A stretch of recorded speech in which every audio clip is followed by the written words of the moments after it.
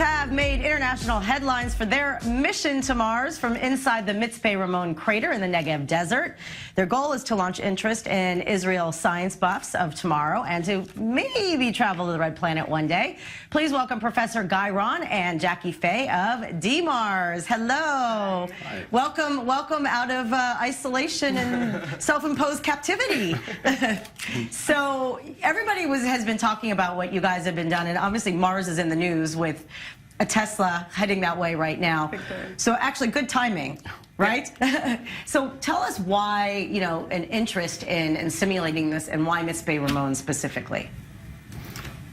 Well, Mitzpe Ramon specifically, so the Mitzpe Ramon area is one of the best places on the planet to simulate Mars in terms of the geography, the geology, the aridity, the solitude. It's a fairly good analog for Mars. It even looks the same. It's the same color, right? You walk outside, you feel like you're on Mars. Yeah. And simulating these missions, so it's very important for us to perform what we call analog missions, where we try and simulate one or more of the conditions that researchers who are actually going to Mars are going to be facing. Since you have to try out and learn about the different protocols, techniques, experiments that you're going to want to run there. So you have to run them on Earth first. Right, and it's a little bit safer to be on Earth as well. Now you live in Mitzpe, Ramon, and so you are a fellow stargazer. Definitely. So what would you say is most special about being able to, view all of these phenomena from such a profound place where you just see endless amount of I would call activity? Mitzpe Ramon Israel's space city. It's really a place that is pushing forward. Astronomy is a huge part of the community. It's a big part of our tourist industry as well. I myself lead astronomy tours at night. We have a planetarium, and it's just growing and growing and growing.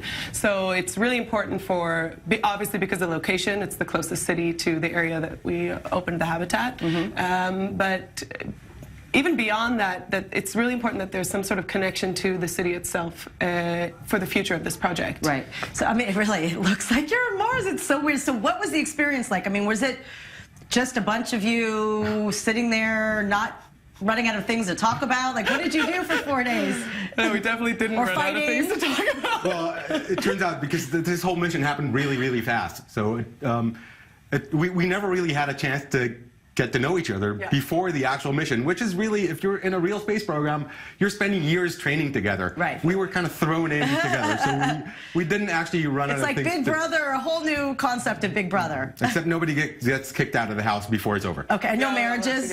No marriages? No. So what was it mainly that you were, looking to accomplish? Because I know this is going to be the first of, other attempts. So what was the main, accomplishment of this first one? First of all, the fact that this happened, I think I would like to say is the biggest accomplishment, because before we did what we did, there was no platform in which to do this type of research in Israel. It just didn't exist. So the fact that we all really jumped in together and put this thing together and went through with the first mission, that number one, set a standard for a place from which we can continue to do other kinds of research in the future. And there were a few, maybe you want to talk about that. We did have a few specific experiments that we focused on this time in these 4 days. Namely, yes, because you're a nuclear physicist and a professor. You're like, when you say it's not rocket science, this is meant for you. Like, oh my gosh, I know a real rocket scientist. So we were actually running a few separate experiments. I myself was running a cosmic radiation measurement experiment that was designed to show that you can build cheap and mobile devices that would measure cosmic radiation, which is going to be a problem that we're going to face on Mars. There was two other experiments, one run by Dr. Ruth Sorek-Abramovich, who was testing protocols to test for life signs in Martian soil and to perform 3D printing using the soil itself. We were also running a psychological experiment to test the effects of isolation on people.